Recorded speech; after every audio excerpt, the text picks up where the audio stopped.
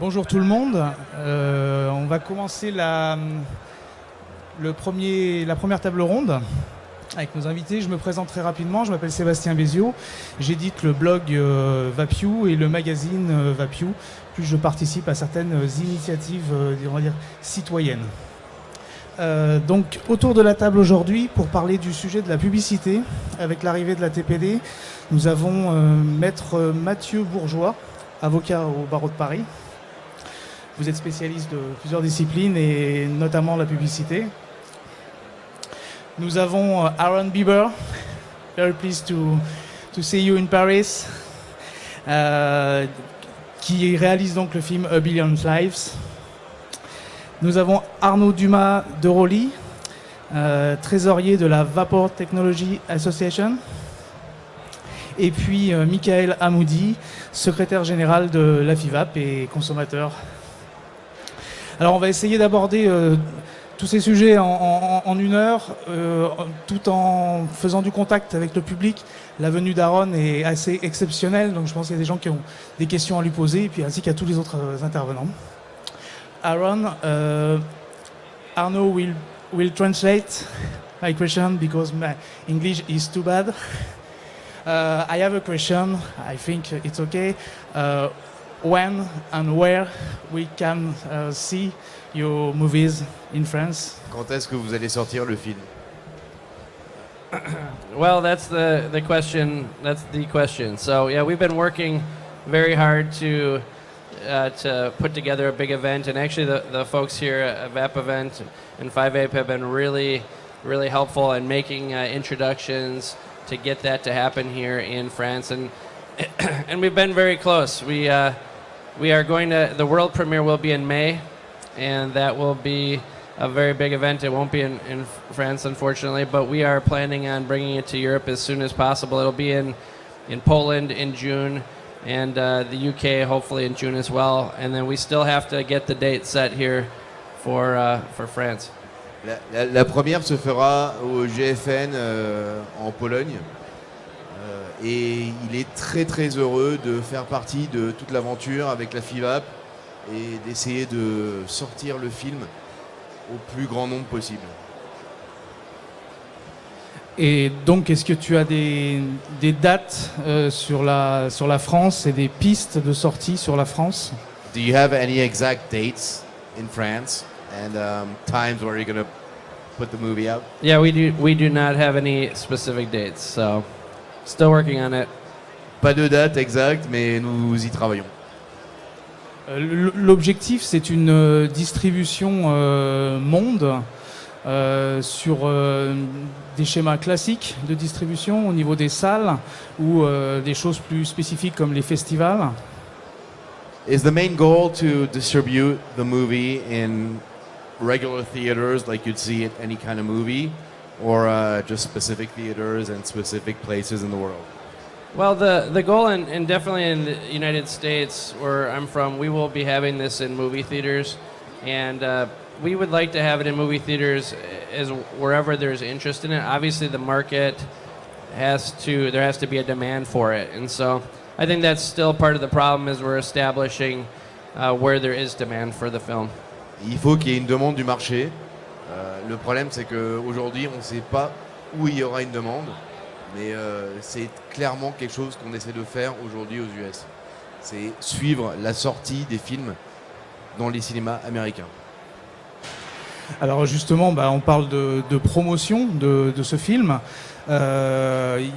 Tu as vécu avec un achat publicitaire, si c'est bien exact, puis j'ai bien suivi l'affaire. Tu as fait de l'achat publicitaire sur Facebook et il y a eu un petit souci. Est-ce que tu peux nous expliquer ça, le souci et comment les choses se sont réglées? During the movie, you actually tried to buy advertising space on Facebook. You had a couple of problems. Would you please explain exactly what happened? Yeah, so for those of you that use Facebook for business, you know that there is a way to boost the posts. And you also know that without that, Facebook doesn't usually show your posts, whatever that is, whether it's your video or your picture or your update, unless unless you pay. Generally, Facebook just shows it's a very small amount of your followers unless you pay. We were trying to pay to boost that post up higher, and had been doing that for for a while. And then all of a sudden, Facebook said that they thought because our product, they were classifying it as a tobacco product. En gros, nous avons essayé de faire de la publicité sur Facebook en promouvant un post, en faisant en sorte qu'on ait envie de le promouvoir. Et le problème, c'est que ça a été classé comme un produit du tabac. Et Facebook nous a un petit peu sabré à cause de ça. And so what happened was, once they banned it, I was appealed that to them, and that's when they said, well, we consider this to be a tobacco product, which made no sense because it's a movie. And we posted that, and people began having, I believe it was a gentleman from France actually started a petition, and it was starting to be in some of the mainstream media and some of the other different places. It was all over the internet, and a big protest happened. En gros, tout a démarré à cause d'un monsieur en France qui a commencé à protester et à dire que c'était un produit du tabac. Et ça a pris un petit peu d'ampleur et finalement on a réussi à interdire les choses sur Facebook aux US et dans le monde. And finally, after thousands of people had said something and protested it and changed their profile picture to 1 billion lives, Facebook actually did contact us and tell us that they were going to stop doing that and that they were going to give us the freedom to advertise finally. Et finalement, au fur et à mesure, il y a eu beaucoup de personnes qui ont essayé de balancer la chose. Et Facebook les a contactés, leur a demandé est-ce qu'ils pouvaient changer ceci et dire que c'était vraiment pas un produit du tabac et est-ce qu'on pouvait les aider à promouvoir le film. So they do now let us advertise. Every so often they do still give us a hard time though. Like the teaser that's on the 1 Billion Lives Facebook page is currently not allowed to advertise because they don't like the F at the end. It's an old Facebook logo, so they found a way. They still find ways, but it's not because of the tobacco.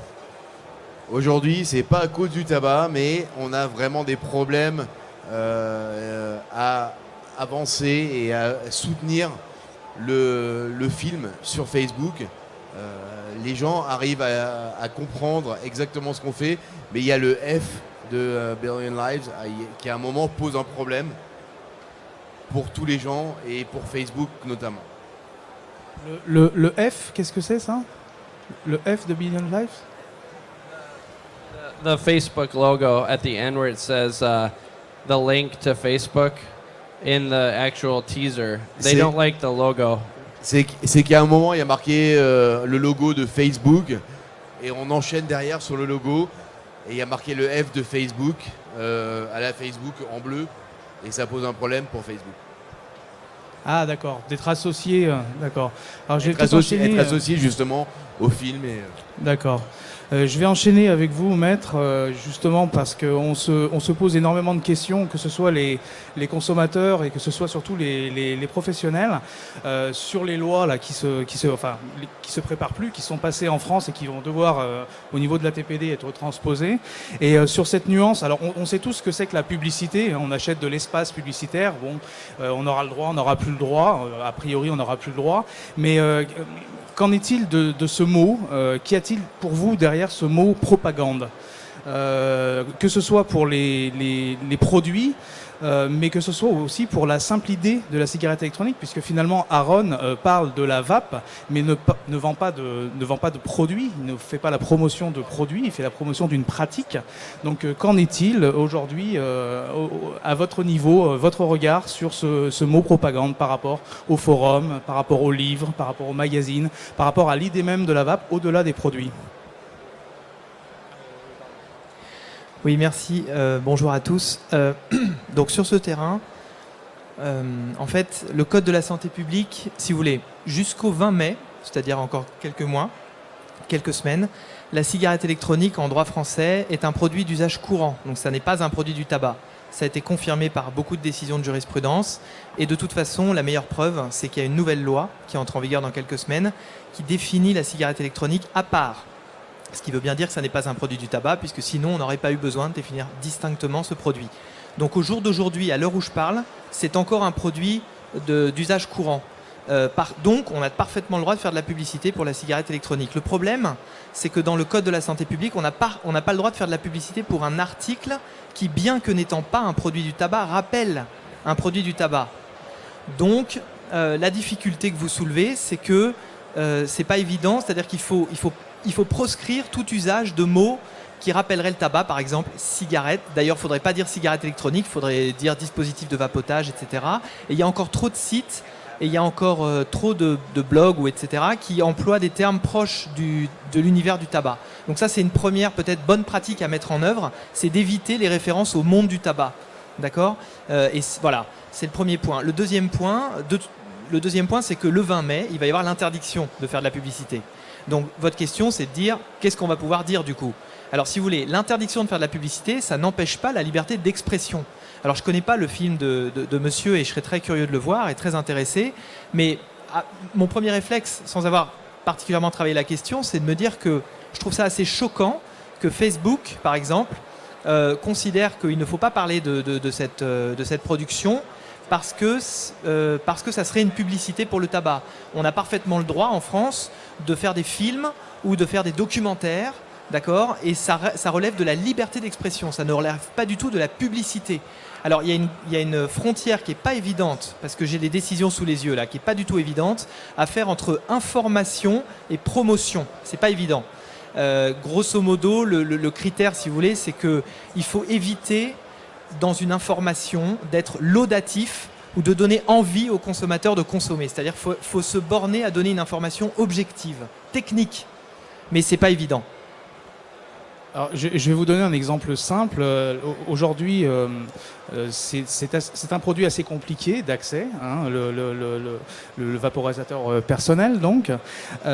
Et on a des commerçants qui, par exemple, sur Internet, accompagnent leurs produits de didacticiels, de tutoriels, pour bien expliquer comment ça fonctionne, etc. Font des blogs d'explications. Donc, que va-t-il en être pour eux ? Vont-ils devoir publier les produits sans aucune explication, ou est-ce que ça pourrait être considéré comme de la publicité et donc de l'incitation, comme vous le dites ? Je vais vous donner quelques exemples. La grande difficulté, ne m'en veuillez pas de ne pas vous donner des réponses tranchées, c'est que cette nouvelle matière, elle est neuve. Donc on n'a pas de recul et je ne sais pas ce que les juges vont considérer. Mais je vais vous donner quelques exemples. Les tribunaux français, par exemple, ont condamné un site internet qui parlait d'arômes intenses en parlant de cigarettes électroniques. Ils ont dit, vous n'auriez pas dû dire intense. C'est comme le chocolat, ça donne envie d'en consommer. Vous auriez dû dire arôme, le décrire en fait, dire arôme, je sais pas, tabac, etc. Je vous donne un autre exemple qui a été condamné. Une revue dont la couverture était dénommée L'amateur du cigare et qui parlait de cigarettes électroniques pourtant. Ils ont considéré que amateur, ça invitait à la consommation. Je n'ai malheureusement pas de décisions qui n'ont pas condamné. Je n'ai que des décisions qui ont condamné. Mais je pense néanmoins que si vous vous bornez un peu comme les revues automobiles à décrire les performances d'une cigarette électronique, alors je ne suis pas malheureusement vapoteur, donc je suis désolé, je ne vais pas pouvoir vous donner d'exemple, mais j'imagine qu'il y a des performances qu'on peut décrire en termes de bouffées, de taux de, je ne sais pas, je ne connais pas, mais j'imagine qu'on peut décrire techniquement les performances. On peut comparer des dispositifs de vapotage techniquement, j'imagine aussi. Si on s'en tient à des comparaisons techniques, un peu comme les journaux automobiles qui comparent finalement les moteurs, les turbos, les consommations d'essence, etc., je ne vois pas, et très honnêtement je le plaiderai avec plaisir, je ne vois pas en quoi c'est de la publicité. Par contre, c'est vrai, dès qu'on emploie des termes laudatifs, hyperboliques, des termes un peu effectivement qui donnent envie en fait de consommer, on tombe dans la publicité. Donc il faut un travail rigoureux de la part du journaliste. Voilà. Alors, on a une question d'Aaron qui demande par rapport à son film, qu'est-ce que lui a droit de dire au niveau de la publicité sur son film et ce que représente exactement son œuvre. Écoutez, vous viendrez me voir à mon cabinet et on regardera la question en détail. Mais parce que je ne pourrais pas vous répondre comme ça. You can go see him at his office. No, it needs a serious review. But, mais malheureusement, j'ai pas vu votre film, mais j'imagine que enfin, je pense. Je n'ai pas vu le film, donc je peux difficilement répondre à cette question. Mais mon premier réflexe, c'est que votre film est une œuvre d'art, je pense. Et voilà, c'est work art. Et donc, as a work art, en France, on a parfaitement le droit de faire un film. On a parfaitement eu le droit de faire un film, par exemple, sur Cuba. Enfin, je veux dire, il y a des films sur Cuba qui montrent le cigare. Le film sur Gainsbourg. Alors, le film sur Gainsbourg est un bon exemple, puisque je crois que l'affiche, je crois qu'ils ont dû revoir l'affiche, parce qu'effectivement, il y avait la fumée, ils ont demandé à ce que ce soit revu. Je ne sais pas d'ailleurs si ça a été, devant un tribunal, je ne sais pas. Et je ne suis pas sûr d'ailleurs que c'était fondé de demander à ce que Gainsbourg, on supprime la cigarette sur l'affiche. Mais ce que je peux vous dire, puisque je l'ai vu, le film de Gainsbourg, c'est qu'on le voit fumer, évidemment, et c'est tout à fait normal, puisque c'est la liberté d'expression. Donc, quand on est dans une œuvre, quand on est dans un travail comme le vôtre, de création artistique ou documentaire ou journalistique, on n'est pas soumis à cette réglementation dès lors, bien sûr, qu'on ne fait pas de publicité clandestine ou qu'on ne fait pas de placement de produits. C'est-à-dire que effectivement, il ne faut pas qu'à l'écran apparaisse 15 fois dans la minute une marque de cigarette, parce que là, ça devient de la publicité clandestine et c'est parfaitement interdit. Mais si on reste sur... si le produit dans l'intrigue n'a pas une place anormal, vous voyez ce que je veux dire, si c'est parfaitement dans le scénario classique de votre œuvre, je ne vois pas en quoi c'est une publicité. Et donc je pense que Facebook n'est pas fondé à avoir la position qu'elle a, et je serais d'ailleurs ravi de croiser le fer avec Facebook. Donc ce que l'on peut comprendre, c'est que l'on peut faire la promotion de la pratique, en tout cas a priori pour vous. Par contre, il y a cette limite du produit. Alors, on a une problématique avec le vaporisateur personnel. Toutes les lois sont liées là-dessus. C'est son apparence de cigarette. Donc, on la considère comme un produit du tabac. Mais on peut aussi prendre les choses à revers, c'est-à-dire ça pourrait être aussi considéré comme un produit de sevrage tabagique. Et là, pour le coup, de la publicité, on en a de partout. On a le HCSP, voilà, qui vient de publier un rapport comme quoi la cigarette électronique pouvait être considérée comme un outil de sevrage. Donc ça n'a pas de valeur, mais en tout cas c'est un repère pour les décideurs. Donc aujourd'hui on voit de la pub télé pour les substituts nicotiniques. Donc vous, en tant qu'homme de droit, est-ce que c'est aujourd'hui une piste sur laquelle vous iriez et dont vous vous serviriez, quoi ? Alors, je ne suis pas spécialiste en droit des produits de santé, mais si vous voulez, il faut éviter l'écueil de tomber dans les produits du tabac, et il faut aussi éviter, je reconnais que c'est pas facile, l'autre écueil qui est de tomber dans les produits de santé. Parce que si vous êtes qualifié de médicament ou de dispositif médical, vous avez un régime très lourd d'autorisation de mise sur le marché et toute une série d'obligations extrêmement lourdes. Alors, et je sais, puisque je sais que l'autorité compétente en la matière, l'ANSM, a clairement dit que si les cigarettes électroniques étaient présentées comme des médicaments ou des moyens de sevrage tabagique, ils étaient qualifiés, ils pouvaient être requalifiés de médicaments par présentation. Vous savez qu'un médicament, c'est soit un médicament par fonction, soit un médicament par présentation. Si par exemple, je vous vends une bouteille d'eau en vous disant qu'en buvant cette eau, vous allez soigner par exemple votre diabète, même si c'est parfaitement faux, le simple fait de l'écrire sur le packaging rend ce produit médicament. D'accord ? C'est un médicament. Donc le fait de vendre une cigarette électronique en disant, même implicitement, que ça va vous permettre de vous soigner de votre dépendance tabagique, je pense que c'est je pense qu'il faut faire attention. Si vous allez sur cette piste, en tous les cas, il faut en tirer toutes les conséquences. C'est-à-dire qu'il faudra à terme avoir une autorisation de mise sur le marché au titre d'un médicament. Bien, donc ni tabac ni médicaments, ça fait partie des discours que l'on aime bien. Alors, je vais poser la question à Michael, peut-être qui est sur aussi bien avec la FIVAP, toute ton expérience de consommateur au départ, et puis tu travailles avec beaucoup de gens. Comment tu approches ce chemin-là ? Ni tabac, ni médicaments, justement pour les professionnels. Quelle est la voie ? Quelle est la sémantique ? Comment on peut approcher ça justement pour les professionnels pour continuer malgré tout à faire de la promotion des produits ? Si on prend la Tobacco Product Directive, en fait, aujourd'hui, tous les produits concernés par la publicité, par certaines élections, etc., sont des produits en fait qui sont liés à la cigarette électronique, c'est-à-dire au vaporisateur personnel et à la consommation générale. Par contre, rien n'est concerné concernant le médical. Donc déjà, ça c'est une donnée.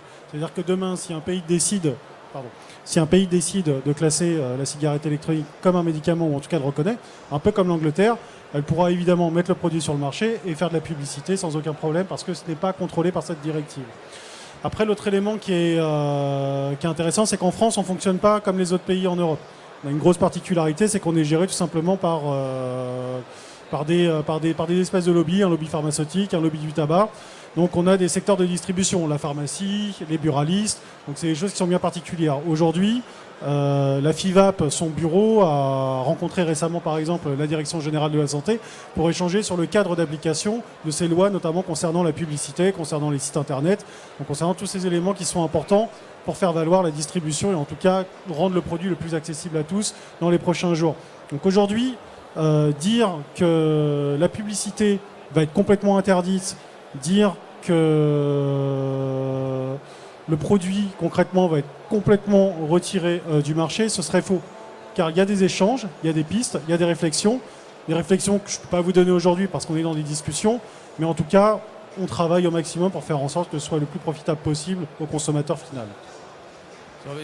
Toute la question, c'est la définition de la publicité. Hein. La publicité, on va dire simple, c'est je vois des spots à la télé ou dans la presse, c'est de l'achat média pur et dur, mais est-ce que l'on peut considérer, je ne sais pas, par exemple, un programme de fidélisation avec forcément des contacts par email, etc., comme de la publicité ?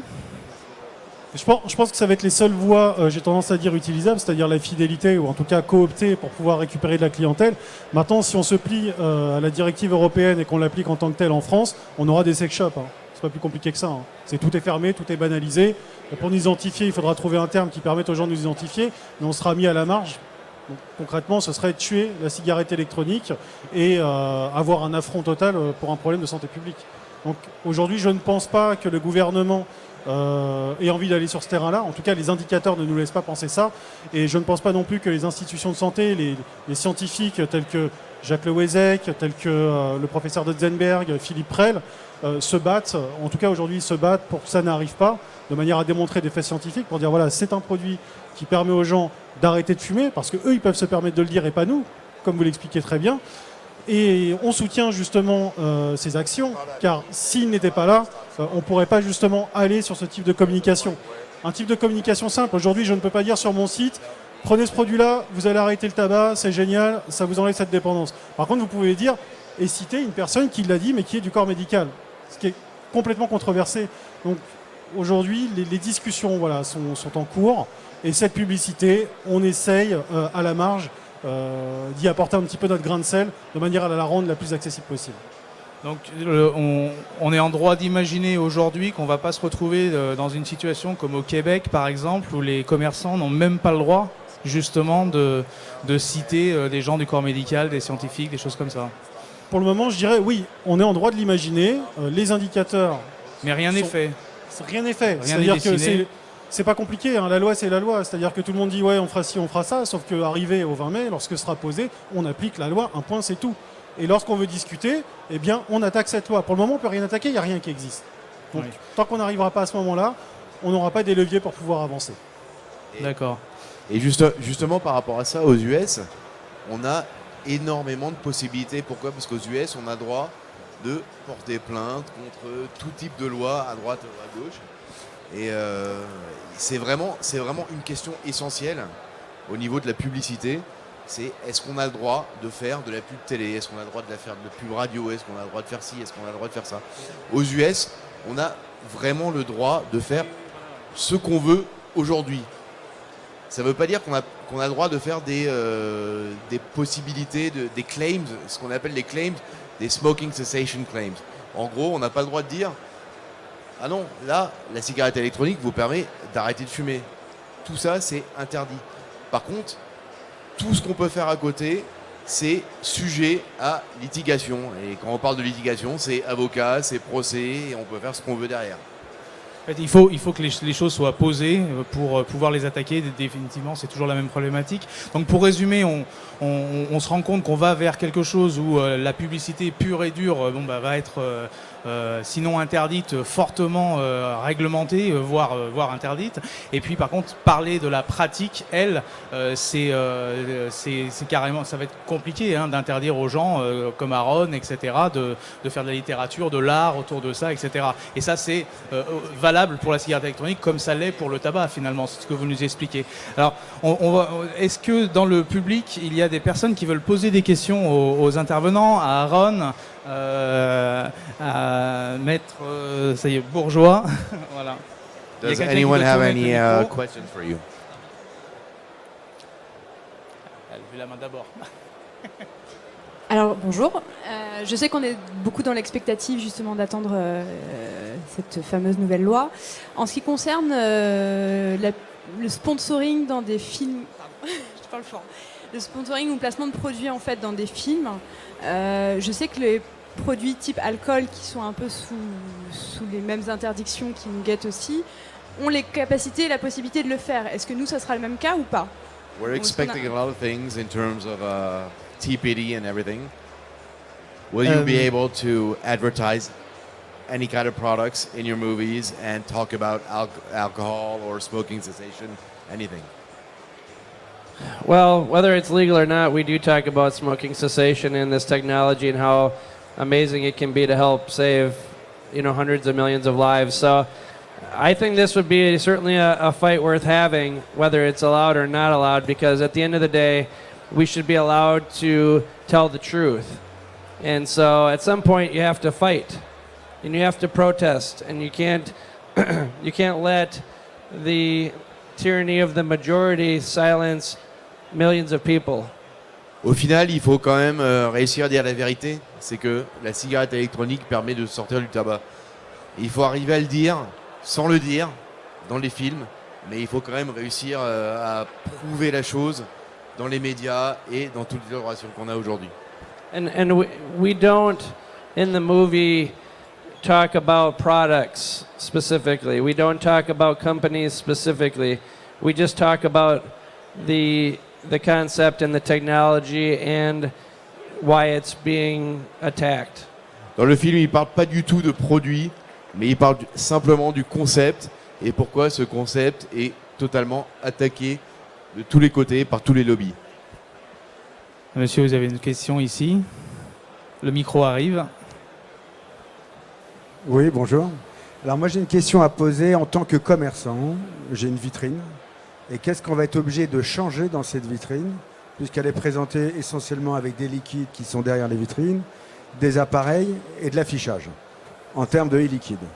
Est-ce que tout ça, ça va être des choses qui vont être revues, mais à quel niveau? Ou va falloir que la vitrine soit vide? Michael, peut-être tu peux répondre sur cette question. Alors si on applique la réglementation en fait en tant que telle, grosso modo on ne doit rien voir de l'extérieur. C'est un peu comme les bureaux de tabac où finalement aujourd'hui on voit que des objets lifestyle, etc. Des briquets, des choses particulières, mais par contre le tabac ne doit pas être visible. C'est-à-dire, dès qu'on regarde de dehors. Donc après il y a des solutions très bêtes avec des lois d'affichage qui permettent de décaler de je ne sais plus combien de centimètres sa vitrine et de l'avoir sur roulotte pour l'avancer, la reculer. Au moment d'un contrôle on pourrait dire que c'est ce que j'ai fait, pourquoi votre produit était présenté devant la vitrine? Non, j'étais juste en train de nettoyer, en fait je reculais la vitrine pour la remettre à sa place. On peut contourner. Mais si on applique les choses en tant que telles, il n'y a rien qui doit être visible. Concrètement, on ne doit pas inciter à utiliser les produits dans un shop. Donc ça veut dire que c'est fermeture totale. Le drap, le sex shop, c'est ce que je disais tout à l'heure. Donc l'objectif aujourd'hui, c'est de nous laisser un maximum de marge à travers ces vitrines qui sont porteuses tout simplement de l'arrêt du tabac, on peut le dire. Et d'avoir une visibilité. Enfin, c'est complètement dingue de fermer 2500 magasins en France et de mettre des vitrines noires, quoi. Enfin, c'est complètement absurde. Et je pense pas, en tout cas en France, avec la dimension santé qu'on a, que ça puisse arriver. Enfin, ça me paraîtrait complètement aberrant. Et à mon avis, si ça devait arriver, je pense qu'on sortira dans la rue cette fois-ci. Est-ce qu'il y a d'autres questions dans le public, madame? Là, ici. Juste ici, là. Ici. Bonjour, je voulais poser une question en tant que blogueuse. Il est difficile Maître Bourgeois, vous disiez qu'il ne fallait pas utiliser un certain nombre de termes quand on qualifiait, j'allais dire, les produits, que ce soit le matériel ou que ce soit les liquides qu'on met à l'intérieur. Mais en tant que blogueuse, si on décrit un produit, clairement, s'arrêter à du factuel, ça peut être un petit peu plat. Donc si on utilise des termes qui se rapprochent de l'œnologie par exemple, ou des termes gastronomiques, ça peut être considéré éventuellement comme un appel au crime ou pas. La question, c'est comment définir effectivement des produits qui sont essentiellement liés en fait au plaisir et comment les ramener à un volet purement technique. Ouais, j'aimerais bien pouvoir répondre, hein. Je vais avoir du mal, hein. Mais je vais avoir beaucoup de mal à répondre parce qu'en plus on n'a pas du tout de précédent en fait, puisqu'il n'y a pas vraiment eu de décision. Donc je reconnais que c'est pas facile. Ce qui est sûr, c'est que les publicités, moi ce que je constate, c'est que sur les sites, les blogs ou les sites notamment où il y a du contenu rédactionnel sur la e-cigarette, ce qui est sûr, c'est que les bandeaux publicitaires vont être interdits. Ça, c'est un premier point. Ça va être difficile pour ces sites-là, du coup, de vivre, parce qu'ils vivaient de ça. Bon, ça, c'est quand même un vrai sujet. Donc, il y a un certain nombre de sites qui vont mourir.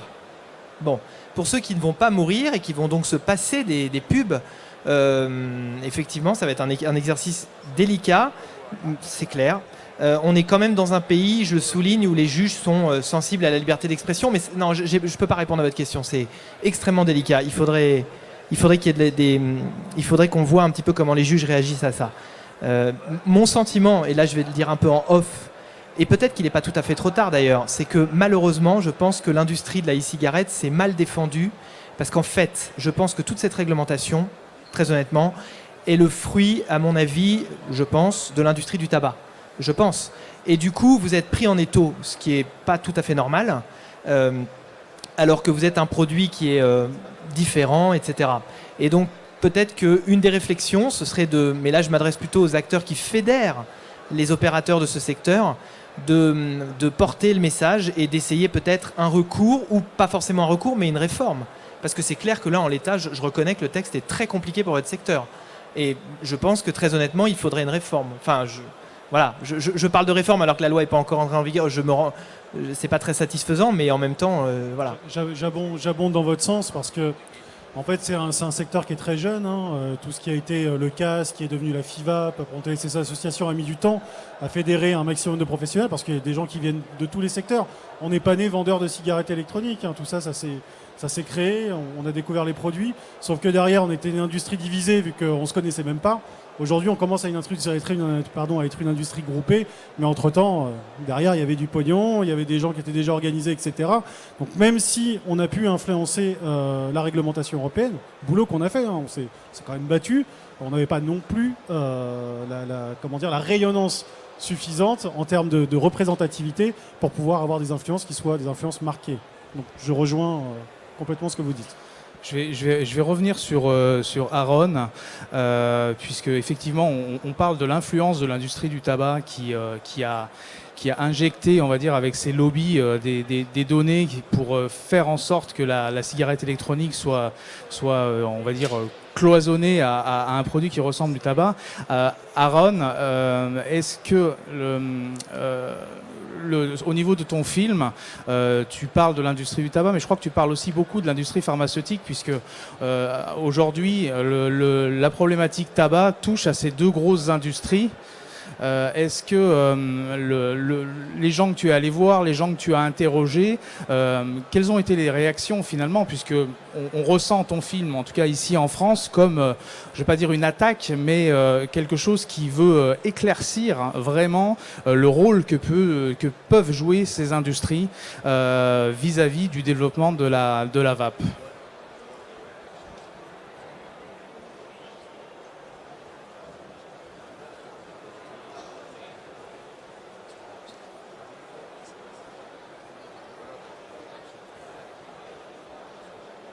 Well, the people that have seen the film in the United States react very strongly when they see, the role of money in politics, and certainly the amount of lobbying that's happening, specifically with TPD GlaxoSmithKline was lobbying. We know that for sure that they were lobbying against, the vapor technology and this whole TPD thing.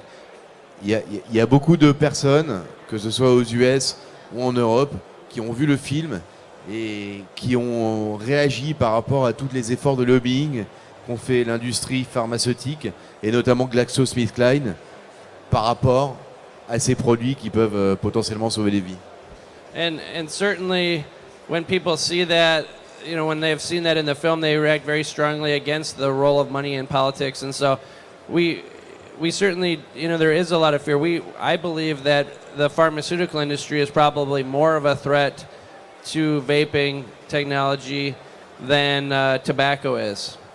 Alors aujourd'hui, il y a beaucoup de personnes qui ont réagi par rapport à l'industrie pharma et au lobbying. Et Aaron pense réellement qu'aujourd'hui, l'industrie pharma est plus une menace à l'industrie de la vape que Big Tobacco. Et est-ce que tu penses qu'il y a des relations carrément entre ces deux industries? Do you think there are any relationships between Big Tobacco and pharma in terms of lobbying? No, I don't think that they get together on their lobbying efforts just because nobody wants to work with Big Tobacco essentially anywhere in public because it just looks so bad. Alors, à son avis, il n'y a personne qui veut travailler avec Big Tobacco, donc ils ne coordonnent pas leurs efforts en termes de lobbying. Although I do see that these different companies are independent, not all big tobacco companies and not all pharmaceutical companies do what each other does, even though that's not good English. But essentially, there may be some of that going on behind the scenes, but I don't see the same sort of end goal between them. They have different motivations. Les deux industries ont des motivations complètement différentes et il n'y a pas de convergence en termes de but pour les lobbying des deux industries, Big Tobacco et Big Pharma. Alors, quel est ton avis, Aaron, sur cette problématique de la publicité dont on parle aujourd'hui? Est-ce qu'il serait pour toi totalement légitime que la vape ait le droit à la publicité comme n'importe quel produit de consommation courante?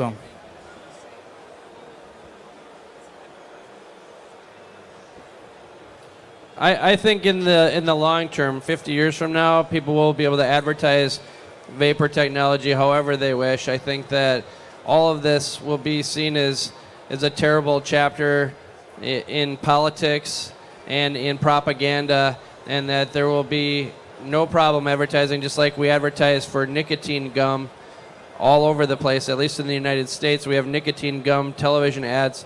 That's still nicotine. And I believe that at some point we will see the same thing as well once the truth gets out there. But we have to do that first.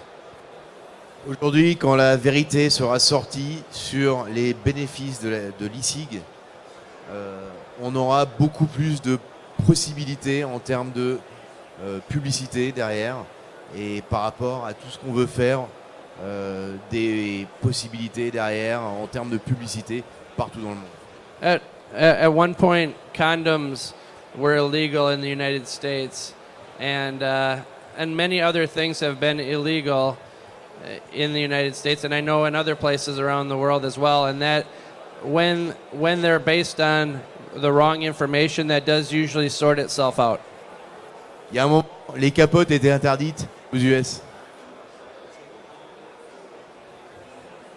On s'est vite rendu compte qu'il n'y avait aucun problème avec ça et que c'était vraiment une solution derrière. L'e-cig devrait suivre le même chemin. J'ai une question, maître.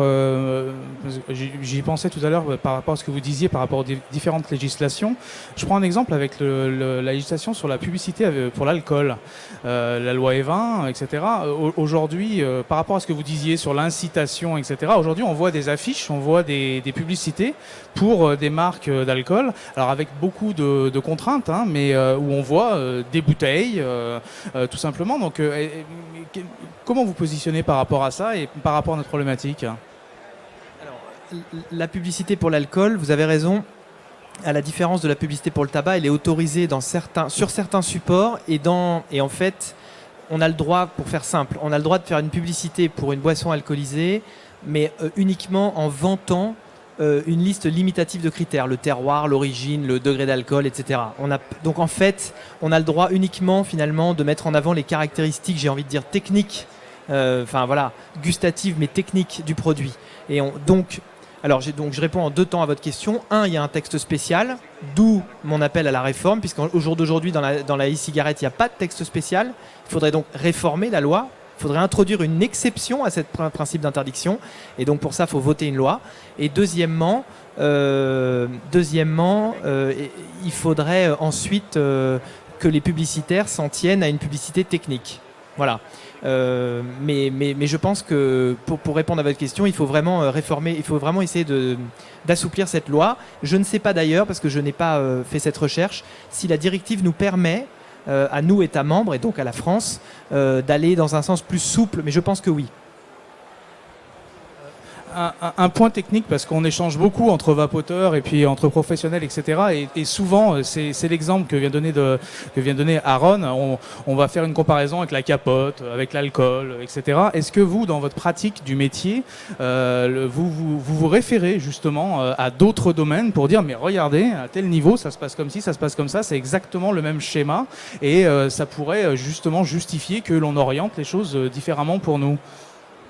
Oui, mais encore une fois, là pour le coup, je suis prisonnier du texte. C'est-à-dire que le texte est très précis et donc devant un juge, on n'a pas beaucoup de marge de manœuvre avec un texte aussi précis. Vous voyez, on a des marges de manœuvre quand le texte est moins précis, jusqu'à présent, on avait une marge de manœuvre puisqu'il y en avait qui disaient que la cigarette électronique était un produit du tabac et on avait vraiment une marge de manœuvre puisque clairement le texte qui définit les produits du tabac les définit de manière très stricte, c'est-à-dire c'est les produits fumés, sucés, etc. On ne parle pas de vapotage, etc. Donc là, on avait une marge de manœuvre. Là, avec un texte qui vise précisément les dispositifs de vapotage, on n'a plus beaucoup de marge de manœuvre, malheureusement.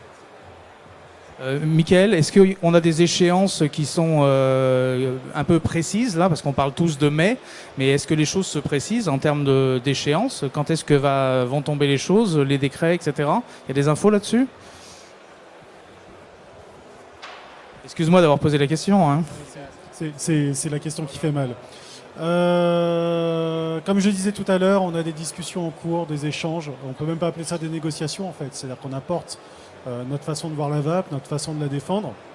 On essaye de modifier à la marge les textes qui vont être écrits en fait pour le 20 mai dans le cadre de leur application. Donc j'ai tendance à dire aujourd'hui quel sera l'avenir de la cigarette électronique au 20 mai. Je ne peux pas communiquer dessus pour le moment. Enfin, vous pensez bien qu'on discute avec des institutions. On ne peut pas se permettre non plus de trahir ces échanges privilégiés qu'on a parce qu'ils sont très importants pour le monde de la vape. Et l'information, c'est qu'aujourd'hui, on n'est pas dans une situation quand même unilatérale, c'est-à-dire qu'il y a des discussions qui sont clairement en cours. Vous êtes au moins consultés, les professionnels sont consultés. L'idée, c'est de faire avancer les choses dans le bon sens et c'est pas des gens qui décident sans poser la question, quoi. Il y a quand même des échanges. La chose que je peux dire, c'est que la France, en tout cas ses institutions, font partie des pays qui écoutent le plus, et heureusement pour nous. Donc on peut encore avoir des modifications, c'est vraiment une très très bonne chose. On pourrait se retrouver limite, on pourrait dire proche de l'Angleterre, hein, où en Angleterre c'est vraiment une révolution, il y a beaucoup de changements au niveau des lois, etc. En France on y travaille. Je ne peux pas apporter la réponse aujourd'hui pour des raisons de confidentialité, c'est très important, c'est pas que j'en crève d'envie de donner des infos. Est-ce que le rapport du HCSP qui a un petit peu adouci certaines choses, est-ce que des choses comme ça, ça permet de faire avancer les choses, d'ouvrir un peu plus de portes? Oui et non, ça dépend à qui on s'adresse. Donc c'est toujours le même problème, c'est-à-dire que pour des personnes, c'est passé carrément au-dessus, quoi. Et ils s'y réfèrent pas. Et derrière ça, vous avez d'autres industries, comme l'industrie du tabac, qui vient apporter aussi son avis, qui vient apporter sa consultation, parce que la FIVAP n'est pas le seul organisme à être consulté. Hein. Le tabac est aussi consulté dans le cadre de l'application de ces lois. Ça, c'est pas non plus négligeable. Donc aujourd'hui, on est beaucoup plus représentatif, donc on a matière à se battre.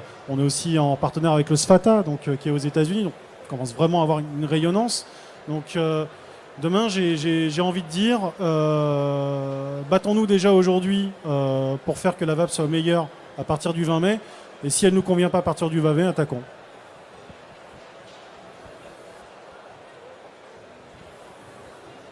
Oh. Allô? Oui. Alors justement, par rapport exactement à ce qui se passe en France, il faut quand même comprendre qu'en Europe, on a vraiment de la chance par rapport aux US. Aux US, il y a une réglementation par État aujourd'hui. Et derrière, il va y avoir une réglementation fédérale. Ok, la réglementation fédérale va être contestée par tout le monde. Et pendant 4 ou 5 ans minimum, on pourra faire ce qu'on veut aux US. Mais il y a quand même cette réglementation fédérale.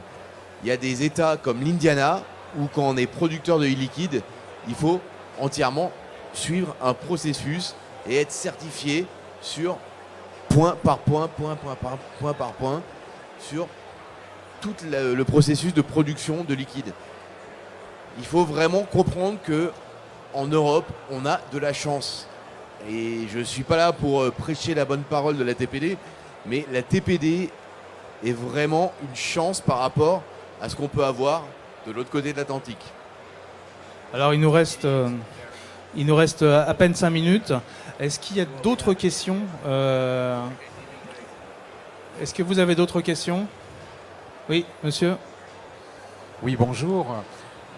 Moi, j'aurais voulu savoir, pour compléter la question de monsieur tout à l'heure, sur la publicité et sur les vitrines, enfin, sur l'exposition des vitrines. C'est-à-dire que nous, on a des boutiques avec effectivement de l'affichage.